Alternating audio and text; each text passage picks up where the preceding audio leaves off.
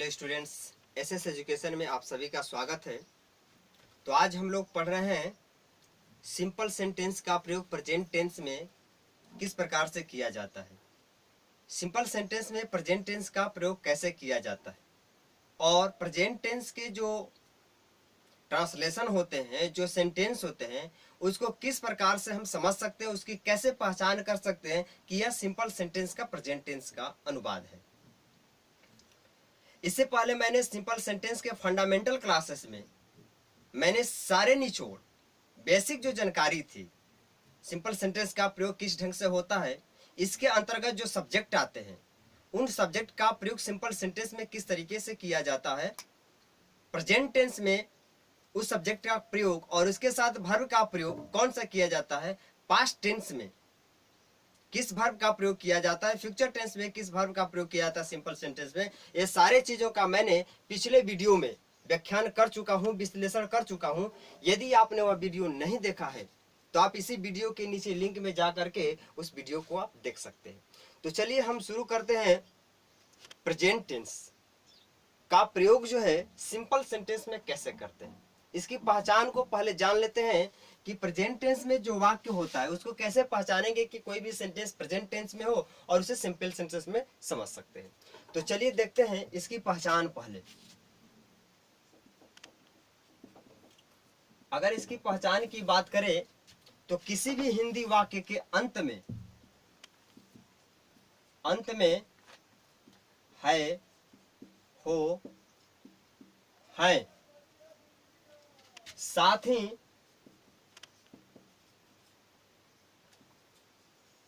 Subject कोई काम नहीं करता है, सब्जेक्ट कोई काम नहीं करता है, तो इस तरीके के वाक्य को साधारण वाक्य का प्रेजेंट टेंस के अनुवाद में समझा जा सकता है। तो चलिए हम आगे देखते हैं कि सिंपल सेंटेंस का अनुवाद किस किस स्ट्रक्चर पर कैसे कैसे होता है और किन परिस्थितियों में इस पर प्रश्न किया जा सकता है। तो मैं आपको बता दूं कि किसी भी टेंस हो, चाहे प्रेजेंट टेंस हो, पास्ट टेंस हो, फ्यूचर टेंस हो, मॉडल टेंस हो, कोई भी ट्रांसलेशन का अनुवाद यदि करना हो तो 6 स्टेप से आपको गुजरना पड़ता है। 6 स्टेप से आपको ट्रांसलेशन करने के लिए दिया जाता है। तो मैंने उस 6 स्टेप को सिंपल सेंटेंस में भी रखते हैं कि सिंपल सेंटेंस के वह कौन कौन से 6 स्टेप हैं। तो चलिए देखते हैं कि सिंपल सेंटेंस के 6 स्टेप कौन हैं जिससे अनुवाद पूछा जा सकता है।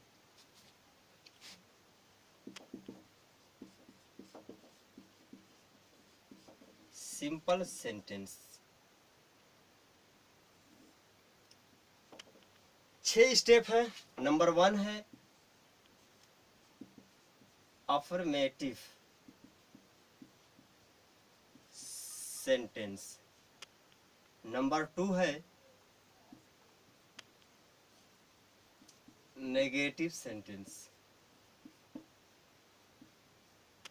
तीसरा है इंटेरोगेटिव सेंटेंस, चौथा है इंटेरोगेटिव एंड नेगेटिव सेंटेंस,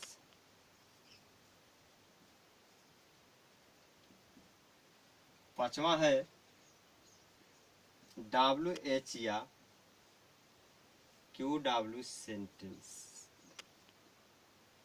छठवां और लास्ट है WH या QW एंड नेगेटिव सेंटेंस।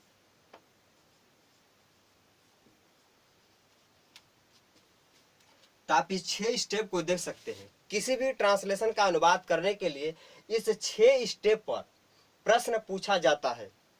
कोई भी हो, या तो प्रेजेंट टेंस हो, पास्ट टेंस है, या मॉडल का क्वेश्चन हो, या टेंस का हो, इसी पर ट्रांसलेशन आपको मिलता है। इसी 6 स्टेप पर ट्रांसलेशन को बना करके पूछता है।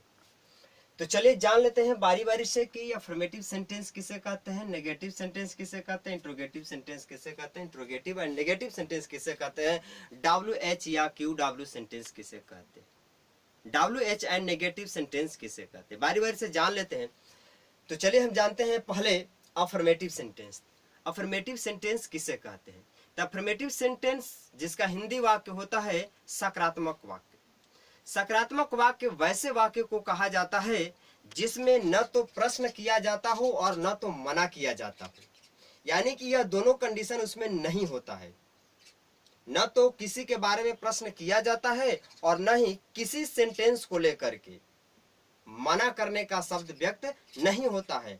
यह वाक्य जो होता है अफर्मेटिव सेंटेंस एक साधारण वाक्य होता है, उस वाक्य को हम अफर्मेटिव सेंटेंस के अंतर्गत रखते हैं। जैसे एग्जांपल में कहें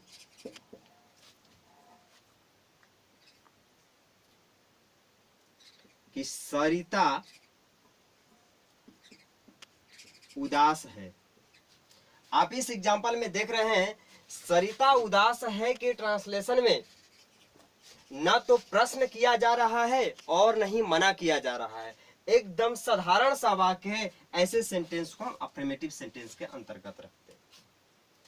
सेकेंड नंबर है नेगेटिव सेंटेंस। नेगेटिव सेंटेंस वैसे सेंटेंस को कहा जाता है जिस सेंटेंस में मना होने का भाव व्यक्त हो, अर्थात उस सेंटेंस में नहीं लगा हो, वैसे वाक्य को नकारात्मक वाक्य या नेगेटिव सेंटेंस कहते हैं। जैसे कहें इसी एग्जांपल को, जैसे कहें सरिता उदास नहीं है। आप इस सेंटेंस में देख सकते हैं हमने बोला कि नेगेटिव सेंटेंस किसे कहते हैं। तो नेगेटिव सेंटेंस वैसे सेंटेंस को कहा जाता है जिस सेंटेंस में नकारात्मक भाव व्यक्त हो, उसमें नहीं लगा हो, मना करने का भाव व्यक्त होता हो, वैसे सेंटेंस को नकारात्मक वाक्य या नेगेटिव सेंटेंस कहते हैं। जैसे कहें सरिता उदास नहीं है, इस सेंटेंस में क्या आया है? नहीं आया है। यदि ऐसा आता है तो उस सेंटेंस को हम नेगेटिव सेंटेंस के अंतर्गत रखते हैं। नंबर 3 है इंटेरोगेटिव सेंटेंस। इंटेरोगेटिव सेंटेंस अर्थात प्रश्नात्मक वाक्य। प्रश्नात्मक वाक्य से ही आपको पता चल रहा है कि किसी भी सेंटेंस को लेकर के प्रश्न किया जाता हो। तो इंटेरोगेटिव सेंटेंस वैसे सेंटेंस को कहा जाता है जिससे प्रश्न किया जाता हो, और प्रश्न दो तरीके से होता है। एक इंटेरोगेटिव सेंटेंस को लेकर के प्रश्न होता है और एक WH लेकर के होता है। तो चलिए हम देखते हैं इंटेरोगेटिव सेंटेंस का प्रश्न। तो वैसे इंटेरोगेटिव सेंटेंस जिस वाक्य के शुरू में क्या लगा करके प्रश्न किया जाता है, वैसे सेंटेंस को इंटेरोगेटिव सेंटेंस कहा जाता है। क्या लगा करके? किसी भी सेंटेंस के शुरू में क्या लगा करके अगर प्रश्न किया जाता है तो वैसे सेंटेंस को हम क्या कहते हैं? इंटेरोगेटिव सेंटेंस कहते हैं। जैसे कहें कि क्या वह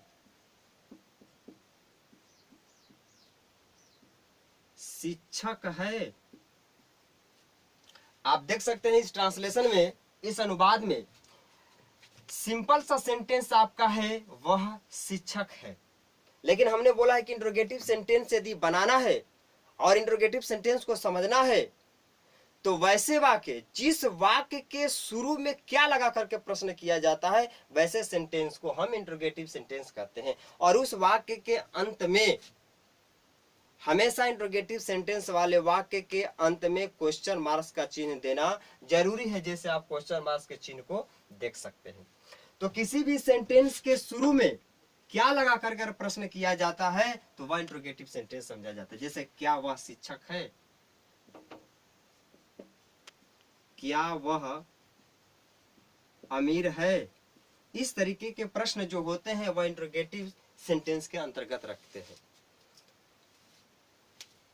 अगला जो है नंबर, वह है इंट्रोगेटिव एंड नेगेटिव सेंटेंस।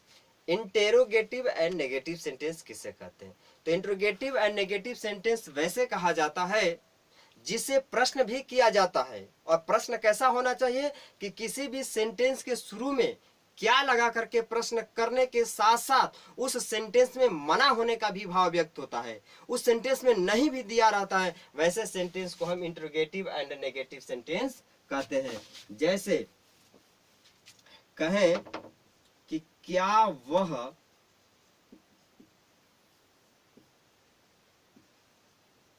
शिक्षक नहीं है।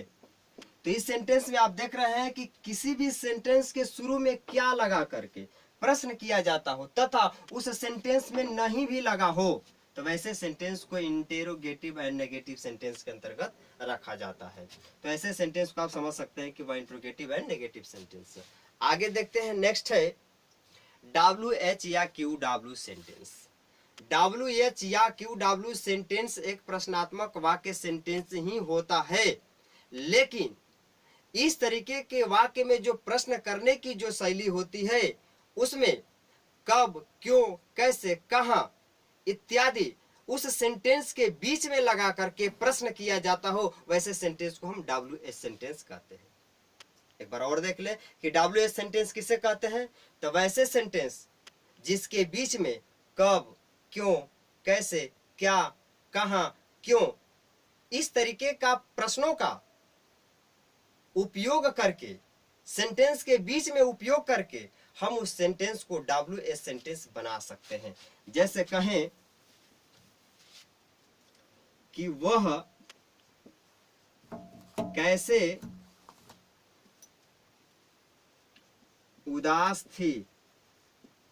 आप इस सेंटेंस में देख सकते हैं कि बीच में कब, क्यों, कैसे, कहां इत्यादि इस तरीके का वर्ड को लगा करके उस सेंटेंस को हम इंट्रोगेटिव बना देते हैं, प्रश्न करने का शैली अपना देते हैं। तो वैसे सेंटेंस को हम WH या QW सेंटेंस कर सकते हैं।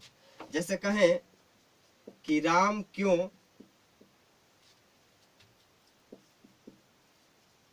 गरीब है। राम क्यों गरीब है। तो इस सेंटेंस में देखिए, इस सेंटेंस में हमने क्या लगाया है, क्यों लगा करके प्रश्न किया है, और यह क्यों कहां लगाए हैं, शुरू में नहीं बल्कि बीच में लगा करके हमने प्रश्न किया है। तो ऐसे सेंटेंस को हम WH या QW सेंटेंस कहते हैं। वहीं अगला है last WH and negative sentence. WH and negative sentence किसे कहते हैं। तो WH नेगेटिव सेंटेंस उसे कहते हैं जिस वाक्य के शुरू में कब, जिस वाक्य के बीच में कब, क्यों, कैसे, कहां लगा करके प्रश्न करने के साथ साथ उस सेंटेंस में नहीं भी लगा हो, उस सेंटेंस को हम QW या WH एंड नेगेटिव सेंटेंस कहते हैं। तो WH एंड नेगेटिव सेंटेंस किसे कहते हैं। तो वैसे सेंटेंस को कहा जाता है जिस सेंटेंस के बीच में कब, क्यों, कैसे, कहां इत्यादि लगा करके अगर प्रश्न किया जाता हो और साथ ही साथ उस वाक्य में नहीं भी लगा हो, वैसे सेंटेंस को हम WH एंड नेगेटिव सेंटेंस कहते हैं। जैसे एग्जांपल पर समझें, जैसे सीमा क्यों नहीं चालाक है। आप इस प्रश्न में देख सकते हैं कि सेंटेंस में क्यों भी लगा हुआ है और नहीं भी लगा हुआ है। तो जिस सेंटेंस के बीच में कब, क्यों, कैसे, कहां इत्यादि लगा करके अगर प्रश्न किया जाता हो और साथ ही साथ उस सेंटेंस में नहीं भी लगा हो, वैसे सेंटेंस को हम WH and QW and negative sentence के अंतर्गत रखते हैं। तो चलिए, हमने इनके बारे में थोड़ा सा जानकारी शुरू कर लिए। अब इसके बाद हम शुरू करते हैं बारी बारी से कि अफर्मेटिव सेंटेंस का स्ट्रक्चर क्या होता है, नेगेटिव सेंटेंस का स्ट्रक्चर क्या होता है। इसके तो हमने अनुवाद समझ ले कि इस प्रकार के अनुवाद आ सकते हैं, लेकिन उस अनुवाद को इंग्लिश ट्रांसलेट कैसे किया जाता है, उसको बनाया कैसे जाता है। तो बारी बारी से हम सबका स्ट्रक्चर को जानेंगे कि अफर्मेटिव सेंटेंस का स्ट्रक्चर क्या होता है, इसके हिंदी जो अनुवाद होते हैं उसको इंग्लिश में ट्रांसलेट कैसे किया जाता है। उसी प्रकार से नेगेटिव का स्ट्रक्चर जानेंगे, इंट्रोगेटिव का स्ट्रक्चर जानेंगे, इंट्रोगेटिव एंड नेगेटिव का WH या QW सेंटेंस या WH या QW एंड नेगेटिव सेंटेंस, इस तरीके के 6 जो स्टेप हैं इनके हम स्ट्रक्चर के बारे में जानते हैं। तो चलिए शुरू करते हैं अफर्मेटिव सेंटेंस का स्ट्रक्चर क्या होता है।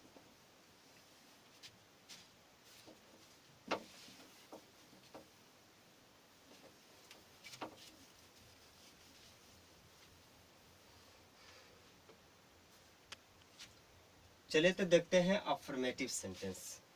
अफर्मेटिव सेंटेंस के अंतर्गत हमने समझ लिया कि किस प्रकार से एग्जाम्पल आ सकते हैं। चलिए इसके स्ट्रक्चर पे फोकस करते हैं कि अफर्मेटिव सेंटेंस का जो स्ट्रक्चर होता है वह किस ढंग का होता है। अगर इसके स्ट्रक्चर की अगर बात करें तो इसका स्ट्रक्चर होता है सब्जेक्ट प्लस इज या एम या आर प्लस अदर वर्ड। आप इसके स्ट्रक्चर को देख सकते हैं। यह अफर्मेटिव सेंटेंस का स्ट्रक्चर है। सब्जेक्ट प्लस इज या एम या आर प्लस अदर वर्ड। यह हम सिंपल सेंटेंस जो है ये प्रेजेंट टेंस में हम लोग पढ़ रहे हैं। इसके बाद हम लोग पास्ट टेंस में पढ़ेंगे, फ्यूचर टेंस में पढ़ेंगे। अभी हम प्रेजेंट टेंस में पढ़ रहे हैं। तो प्रेजेंट टेंस में हमने जो सिंपल सेंटेंस का अफर्मेटिव सेंटेंस का जो स्ट्रक्चर होता है वह आप देख सकते हैं। चलिए इसके एग्जाम्पल पर थोड़ा सा फोकस डालते हैं। इसका एग्जाम्पल अफर्मेटिव सेंटेंस का वह धनी और चालाक है। वह धनी और चालाक है। चलिए इसके ट्रांसलेशन को हम बनाते हैं, इसका इंग्लिश ट्रांसलेट करते हैं। तो सबसे पहले स्ट्रक्चर में क्या दिया हुआ है, सब्जेक्ट दिया हुआ है। तो सबसे पहले हम सब्जेक्ट का प्रयोग करते हैं। तो आप इस ट्रांसलेशन में देखेंगे कि वह धनी और चालाक है में सब्जेक्ट कौन है। तो हम बता दिया है कि सब्जेक्ट, ऑब्जेक्ट और वर्ब को कैसे पहचाना जा सकता है, मैंने पिछले वीडियो में डाल दिया है। आप वहां से जाकर के हमारे प्लेलिस्ट में जाकर के देख सकते हैं।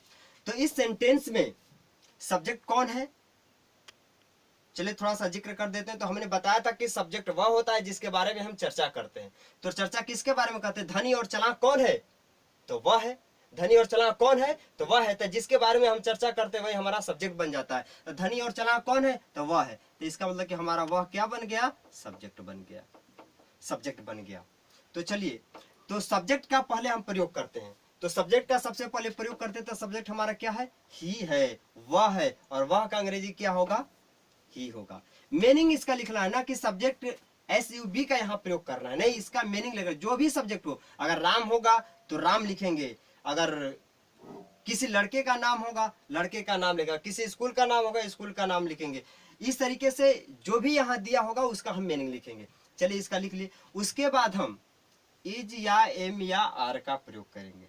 तो इज या एम या आर तीनों में से किसी एक का प्रयोग करना है, ना कि हम तीनों का प्रयोग कर सकते हैं। तो उसका प्रयोग किसके अनुरूप करना है, तो हमारे सब्जेक्ट के अनुरूप। जो हमारा सब्जेक्ट होगा उसी के अनुसार हम या तो इज का प्रयोग कर सकते हैं, या एम का प्रयोग कर सकते हैं, या आर का प्रयोग कर सकते हैं। तो चलिए हमारा सब्जेक्ट क्या है, ही है। तो ही के अनुसार हम इज का प्रयोग करेंगे, कि एम का प्रयोग करेंगे, कि आर का प्रयोग करेंगे। तो हमने इसका भी प्रयोग कर दिया है कि किन किन सब्जेक्ट के साथ हम किस वर्ब का प्रयोग करेंगे, यह हमने पिछले वीडियो में बता दिया है। आप जाकर के प्लेलिस्ट में देख सकते हैं। तो हमने ही के साथ किसका प्रयोग करेंगे, तो इज का प्रयोग करेंगे। चलिए ही, इज। इज जो आया है के लिए आया है। ये दो चीज हमारा समाप्त हो गया। अब बचा क्या, अब कह रहा है अदर वर्ड। अदर वर्ड में क्या है, धनी और चालाक। तो धनी का मीनिंग हुआ रिच एंड क्लेवर। तो इस तरीके से आप देख सकते हैं कि मैंने हिंदी को इंग्लिश में ट्रांसलेट कर दिए। तो इस प्रकार से आप अफर्मेटिव सेंटेंस के अनुवाद को, जो सिंपल सेंटेंस होता है प्रेजेंट टेंस में है, इस तरीके का आप अनुवाद कर सकते हैं। सेकेंड एग्जाम्पल की अगर बात करें,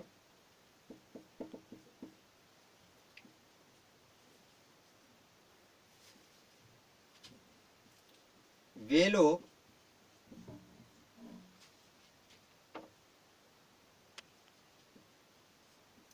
धनी हैं। चलिए इसमें देखते हैं। तो हमने सबसे पहले किसका प्रयोग करना है, सब्जेक्ट का प्रयोग करना है। इसमें सब्जेक्ट कौन है, वे लोग है। वे लोग का मीनिंग क्या होगा, दे होगा। उसके बाद इज या एम या आर तीनों में से किसी एक का प्रयोग करना है। यदि सब्जेक्ट सिंगुलर है तो सिंगुलर वर्ब लेगा, यदि प्लुरल है तो प्लुरल लेगा। देख क्या है, प्लुरल है, इसका मतलब प्लुरल वर्ब लेगा। तो प्लुरल वर्ब क्या होगा, आर होगा। उसके बाद इस प्रकार से आप हिंदी को इंग्लिश में ट्रांसलेट किया। तो इस प्रकार से आप इस तरीके के सेंटेंस को आप चेंज कर सकते हैं। चलिए सेकेंड नंबर है negative sentence.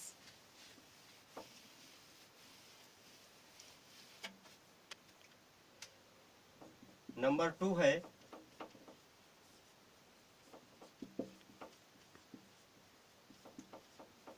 Negative sentence. Negative sentence का स्ट्रक्चर क्या हो, इस पर जो नेगेटिव जो वाक्य होते हैं जो पूछे जाते हैं उनका अनुवाद किस तरीके से बनाया जा सकता है, उसका स्ट्रक्चर क्या होता है। तो चलिए इसका स्ट्रक्चर देखते हैं। इसका स्ट्रक्चर होता है सब्जेक्ट प्लस इज या एम या are plus not plus other word. आप देख सकते हैं यह स्ट्रक्चर है नेगेटिव सेंटेंस का, जो सिंपल सेंटेंस प्रेजेंट टेंस का है। सब्जेक्ट प्लस इज या एम या are plus not plus other word. चलिए एग्जांपल से समझते हैं इसको।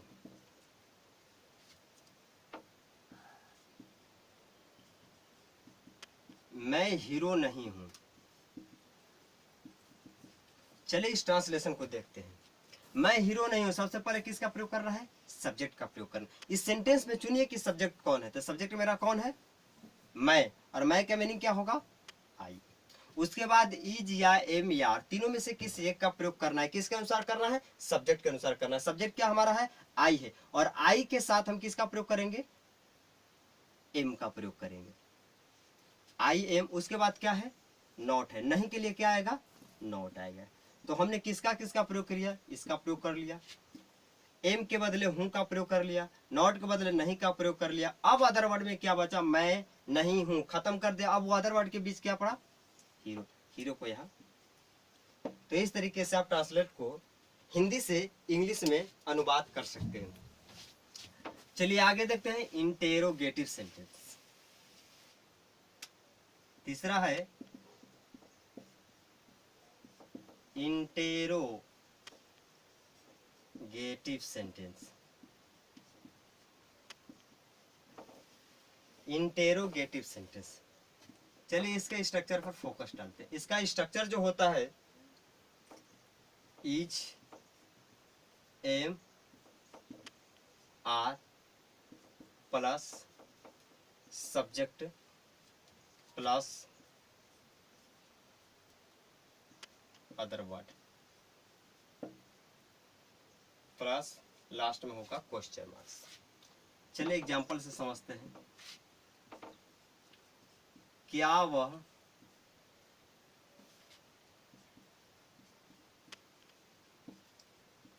शिक्षक है, क्या वह शिक्षक है। तो इसमें देखेंगे कि क्या जो आया हुआ है यह वाक्य के शुरू में है, और हमने बताया है कि वाक्य के शुरू में यदि क्या लग गया तो वह क्या हो गया, इंट्रोगेटिव सेंटेंस हो गया, उसे प्रश्न किया जा सकता है। तो इस तरीके के सेंटेंस को बनाने के लिए आप स्ट्रक्चर देख सकते हैं। सबसे पहले इज या एम या आर, तीनों में से किसी एक का प्रयोग करना, उसके बाद सब्जेक्ट का प्रयोग करना, उसके बाद अदर वर्ड का प्रयोग करना। तो यह सहायक क्रिया जो है इंट्रोगेटिव में बाहर हो जाती है और उसके बाद सब्जेक्ट आता है। तो चलिए सहायक क्रिया का प्रयोग कभी भी किया जाता है तो सब्जेक्ट के अनुरूप किया जाता है। तो यदि क्या को हटा दें, क्या क्या है आपका सब्जेक्ट नहीं है बल्कि यह आकर के इंट्रोगेटिव बना है, तो इसको क्या को हटाएंगे तो सब्जेक्ट हमारा क्या बनेगा, वह है, वह शिक्षक है। तो वह शिक्षक में हमारा सब्जेक्ट क्या होगा, ही होगा। इसको ही यहाँ पर कर लेते हैं। तो ही के अनुसार सबसे पहले हमको किसका प्रयोग करना है, स्ट्रक्चर में इज या एम या आर में से किसी एक का प्रयोग करना है। तो हमने जो सब्जेक्ट को पहचान लिया है तो सब्जेक्ट के अनुरूप सबसे पहले जो सहायक क्रिया है उसका प्रयोग करना है। तो सहायक क्रिया ही के बदले क्या आ सकता है, इज। तो इज जो आया है यह क्या के लिए हो गया, ही जो आया है वह के लिए हो गया, यहां तक हो गया। उसके बाद आगे बढ़ते हैं, हमारा 2 स्टेप खत्म यहां तक। उसके बाद अदर वर्ड है, अदर वर्ड शिक्षक, उसके बाद लिख देंगे टीचर, और अंत में क्वेश्चन मार्क्स। तो इस तरीके से आप देख सकते हैं, अनुवाद को बना सकते हैं। चलिए आगे देखते हैं interrogative and negative sentence and negative sentence. यदि कोई वाक्य इंट्रोगेटिव एंड नेगेटिव में हो और वह सिंपल सेंटेंस के प्रेजेंट टेंस में हो तो उसका स्ट्रक्चर कैसा होता है। चलिए देखते हैं उसका स्ट्रक्चर। इज या एम या are plus subject plus not plus other word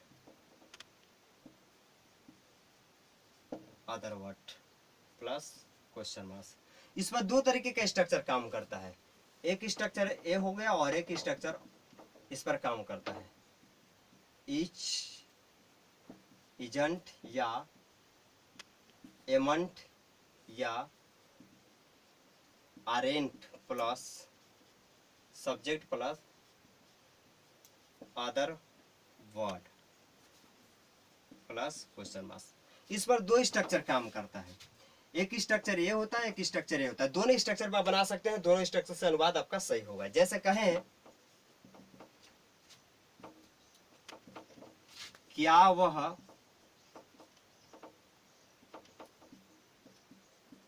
कवि नहीं है, क्या वह कवि नहीं है।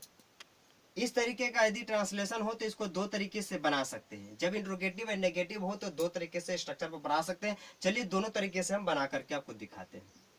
सबसे पहले आपको क्या जो आया हुआ है, ये तो आप के सेंटेंस को इंट्रोगेटिव बनाने के लिए आया है, ये सब्जेक्ट नहीं हो सकता। हमने बताया कि सब्जेक्ट वो हो सकता है जिसके बारे में चर्चा किया जा सकता है। कभी नहीं है तो कौन कभी नहीं है, वह नहीं है, तो वह हमारा क्या हो गया, सब्जेक्ट बन गया। और सब्जेक्ट का मीनिंग हम क्या करेंगे, ही लिखेंगे।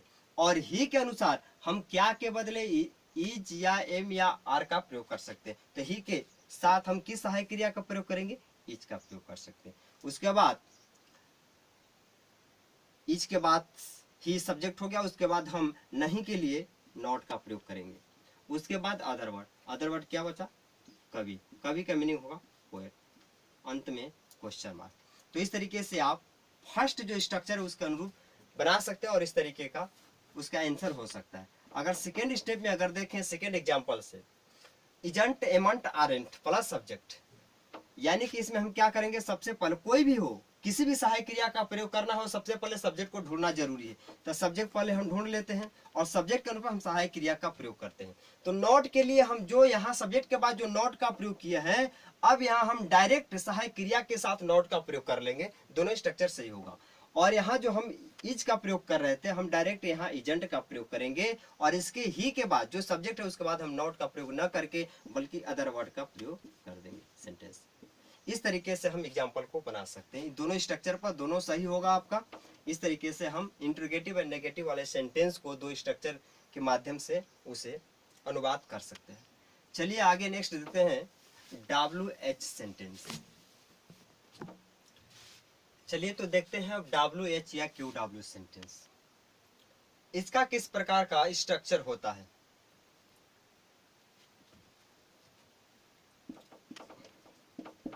इसका स्ट्रक्चर जो होता है, WH को ही पहले लिख दिया जाता है, WH या QW, प्लस उसके बाद सहायक क्रिया का हम प्रयोग करते हैं, इज या एम या आर, प्लस सब्जेक्ट प्लस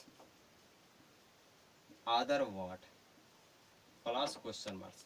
यह भी एक तरीके का इंटेरोगेटिव सेंटेंस ही होता है, लेकिन अंतर यह होता है कि इसके बीच में कब क्यों कैसे लगा करके प्रश्न किया जाता है, जबकि इंट्रोगेटिव सेंटेंस के शुरू में केवल क्या लगा करके प्रश्न किया जाता है। तो सबसे पहले हम WH को ही लिखते हैं, समझ लेते हैं कि WH क्या है। तो WH के अंतर्गत जैसे वेन, जिसको हिंदी में कहते हैं कब, वेयर, जिसको हिंदी में कहते हैं कहाँ, why, who, whom, it is. इस तरीके के जो प्रश्न होते हैं, जो सेंटेंस के बीच में आकर के प्रश्न करते हैं, ऐसे सेंटेंस को ही हम WH सेंटेंस कहते हैं। तो जो भी सेंटेंस कहीं भी अगर बीच में आए, वर्ड आए, तो इसका अनुवाद बनाते समय सबसे पहले इसी का प्रयोग हम वाक्य के शुरू में करते हैं। तो चलिए हम देखते हैं इस पर अनुवाद को। जैसे कहें आप लोग कब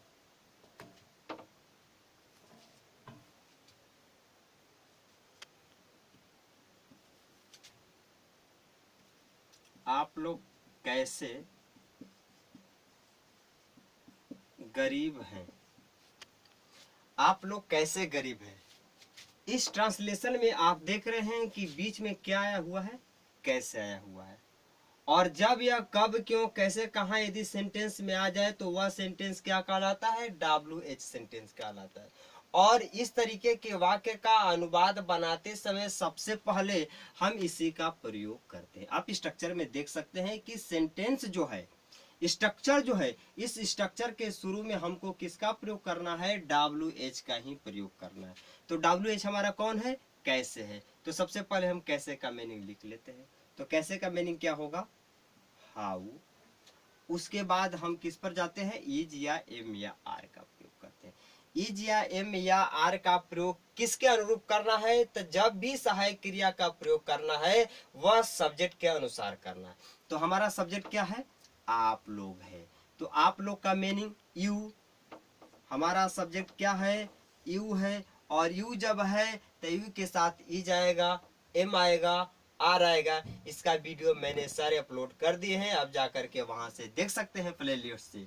तो यू के साथ हम किसका प्रयोग करेंगे, आर का प्रयोग करेंगे। WH के बाद हम आर का प्रयोग किए, उसके बाद किसका प्रयोग करना है, सब्जेक्ट का प्रयोग करना है। तो सब्जेक्ट क्या है, आप लोग। इसका मीनिंग क्या होगा, यू। यहाँ तक हो गया। उसके बाद अदर वर्ड, अदर वर्ड क्या है, गरीब, क्योंकि आर का प्रयोग हमने है के लिए कर दिया है। तो बचा क्या, गरीब। और लिख देंगे वह, और अंत में क्वेश्चन मार्क्स। देख सकते हैं अंत में क्या है, क्वेश्चन मार्क्स। तो इस तरीके से आप WH वाले सेंटेंस को इस स्ट्रक्चर के अनुसार बना सकते हैं। चलिए आगे नेक्स्ट देखते हैं, WH एंड नेगेटिव सेंटेंस। इसका स्ट्रक्चर कैसा होता है, WH and negative sentence.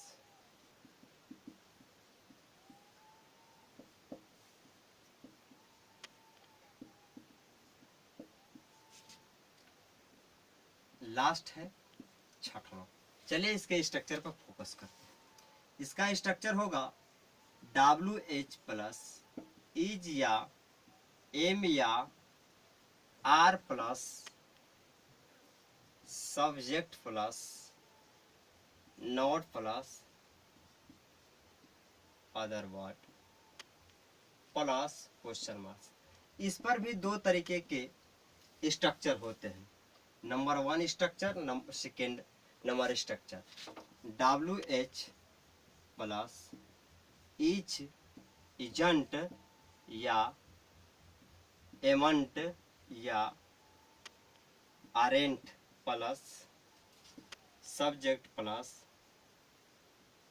Other word plus question marks. तो ये दो स्ट्रक्चर होते हैं। कभी भी यदि WH या interrogative plus negative and WH and negative इस तरीके का सेंटेंस आए तो वैसे सेंटेंस को हम दो स्ट्रक्चर पे बना सकते हैं। आप देख सकते हैं फर्स्ट स्ट्रक्चर ये है और सेकंड स्ट्रक्चर ये। चलिए तो बारी बारी से हम दोनों स्ट्रक्चर पे हिंदी से अंग्रेजी ट्रांसलेट करते हैं। राधा क्यों उदास है, राधा क्यों उदास है। आप इस ट्रांसलेशन में देख सकते हैं कि बीच में क्या आया है, क्यों आया है। यदि बीच में कब क्यों कैसे आ जाए तो वह सेंटेंस कैसा बन जाता है, तो WH बन जाता है, QW बन जाता है। वैसे सेंटेंसों का अनुवाद हम इस तरीके से बना सकते हैं। Sorry, WH and negative sentence हम पढ़े हैं, तो राधा क्यों उदास नहीं है। सेंटेंस आपका इस तरीके से होगा, क्योंकि हम पढ़ रहे हैं WH एंड नेगेटिव सेंटेंस। तो आप देख रहे हैं कि यदि किसी सेंटेंस में यदि कब क्यों कैसे आ जाए तो वह WH होगा, लेकिन साथ ही साथ यदि नहीं भी आ जाए तो वह सेंटेंस WH के साथ साथ नेगेटिव भी सेंटेंस कहा जा सकता है। यदि WH एंड नेगेटिव सेंटेंस दोनों एक साथ है तो आप दोनों फॉर्मूले पर बना सकते हैं, इसके स्ट्रक्चर को बना सकते हैं, दोनों का आप मान रख सकते हैं। चलिए बारी बारी से इसको दोनों रख करके हम सोल्व करते हैं। फर्स्ट जो स्ट्रक्चर है उसमें सबसे पहले हमको किसका प्रयोग करना है, WH का प्रयोग करना। ढूंढो WH कहाँ है, हमने बता दिया है कि WH किसे कहते हैं। तो WH क्या है, किसी भी सेंटेंस के यदि बीच में कब क्यों कैसे कहाँ आ जाए तो वहीं WH है और उसी का मीनिंग हम लिख देते हैं। तो क्यों क्या है, हमारा WH सेंटेंस है, इसको सबसे पहले हम क्या करेंगे, लिख देंगे। तो क्यों का मीनिंग क्या होगा, वाई होगा। उसके बाद हम आगे बढ़ते हैं तो इज एम आर है। तो इज एम आर का प्रयोग कब करना है, तो सब्जेक्ट के अनुसार करना है। जो हमारा सब्जेक्ट होगा उसी के अनुरूप इज का प्रयोग करेंगे, एम का प्रयोग करेंगे, आर का प्रयोग करेंगे। तो हमारा सब्जेक्ट क्या है, हमारा सब्जेक्ट राधा है। तो राधा नाम है, तो नाम के साथ राधा के साथ किसका प्रयोग करेंगे, इज का प्रयोग करेंगे। चलिए इज लिख दिए। उसके बाद किसका प्रयोग कर रहा है, सब्जेक्ट का प्रयोग कर रहा है। तो सब्जेक्ट हमारा क्या है, राधा है। उसके बाद नॉट, नॉट किसके लिए आया है, नहीं के लिए आया है, नॉट का प्रयोग। और इसके लिए हमने प्रयोग कर लिया, यानी कि राधा का भी प्रयोग कर लिया, क्यों का भी प्रयोग कर लिया, और है का भी प्रयोग कर लिया, और नहीं का भी प्रयोग कर लिया। बचा क्या है, क्वेश्चन मार्क्स और उदास। तो क्वेश्चन मार्क्स का स्ट्रक्चर में कब प्रयोग करना है, लास्ट में करना है। उसके बाद हम अदर वर्ड का प्रयोग करते हैं। तो अदर वर्ड हमारा क्या बच गया, उदास। उदास का मीनिंग क्या होगा, सैड, और अंत में क्वेश्चन मार्क्स। चलिए यह फर्स्ट स्ट्रक्चर पर हमने अनुवाद किया। सेकेंड स्ट्रक्चर पर अनुवाद देख लेते हैं। सेकेंड स्ट्रक्चर पर देखें तो इसमें भी WH का प्रयोग करना है। चलिए WH हमारा क्या है, क्यों है, चलिए इसको लिख देते हैं। उसके बाद किसका प्रयोग करना है, इजेंट का, एमेंट का, आरेंट का प्रयोग करना है। अब यहाँ हम डायरेक्ट सहायक क्रिया के बाद सहायक क्रिया के साथ नॉट का प्रयोग करेंगे, ना कि आप सब्जेक्ट के बाद नॉट का प्रयोग करेंगे। तो हम यहाँ डायरेक्ट सहायक क्रिया के बाद नॉट का प्रयोग करेंगे। तो हमारा सहायक क्रिया क्या बनेगा, इज, और इज के साथ हम नॉट का प्रयोग कर लेंगे, इजेंट हो जाए। कभी भी शॉर्ट फॉर्म के साथ यदि करना है, सहायक क्रिया को क्वेश्चन वर्ड दिया है, अगर उसके साथ नॉट का प्रयोग करना है तो हमेशा आप इज नॉट का प्रयोग न करें। आप कभी भी इसके साथ शॉर्ट फॉर्म का प्रयोग करें, जैसे इजेंट हुआ, एमेंट हुआ, वाजंट हुआ, आरेंट हुआ, सेंट हुआ, वांट हुआ, इस तरीके का प्रयोग कर सकते हैं। बाकी अगर सब्जेक्ट के बाद ऐसा करना है आपको तो इस तरीके से कर सकते हैं। या क्वेश्चन वर्ड नहीं है तो सहायक क्रिया के बाद आप नॉट का प्रयोग कर सकते हैं। लेकिन क्वेश्चन वर्ड में यदि आप नॉट का प्रयोग कर रहे हैं सहायक क्रिया के साथ तो शॉर्ट फॉर्म में करें। उसके बाद हम किसका प्रयोग करेंगे, सब्जेक्ट का प्रयोग। सब्जेक्ट क्या है हमारा, राधा है। उसके बाद अदर वर्ड का प्रयोग करेंगे। अदर वर्ड क्या है, सैड है। अंत में क्या है, क्वेश्चन मार्क है। इस प्रकार से हम इस तरीके से ट्रांसलेशन को हम बना सकते हैं, हिंदी से अंग्रेजी में ट्रांसलेट कर सकते हैं। तो इस प्रकार से चलिए आज हम लोग सिंपल सेंटेंस जो था, प्रेजेंट टेंस जो था, आज प्रेजेंट टेंस के सिंपल सेंटेंस को हमने समाप्त किया। और 6 स्टेप में जो सिंपल सेंटेंस जो बनाया जाता है, कहे तो सारे सेंटेंस जो होते हैं वह 6 स्टेप से बनाए जाते हैं। और मैंने 6 स्टेप्स को बता दिया। आगे वीडियो में हम पास्ट टेंस पढ़ेंगे, फ्यूचर टेंस पढ़ेंगे। तब तक मैं इस वीडियो को यहीं तक बस समाप्त करते हैं। और साथ ही साथ मैं आपको बोल दूं कि हमारे चैनल SS एजुकेशन को आप सब्सक्राइब करना न भूलें। सब्सक्राइब करने से आपको यह फायदा रहेगा कि जितना से जितना अधिक मेरा सब्सक्राइब चैनल होगा, जो भी मैं वीडियो अपलोड करूंगा वह नोटिफिकेशन आपके पास पहुंच जाएगा।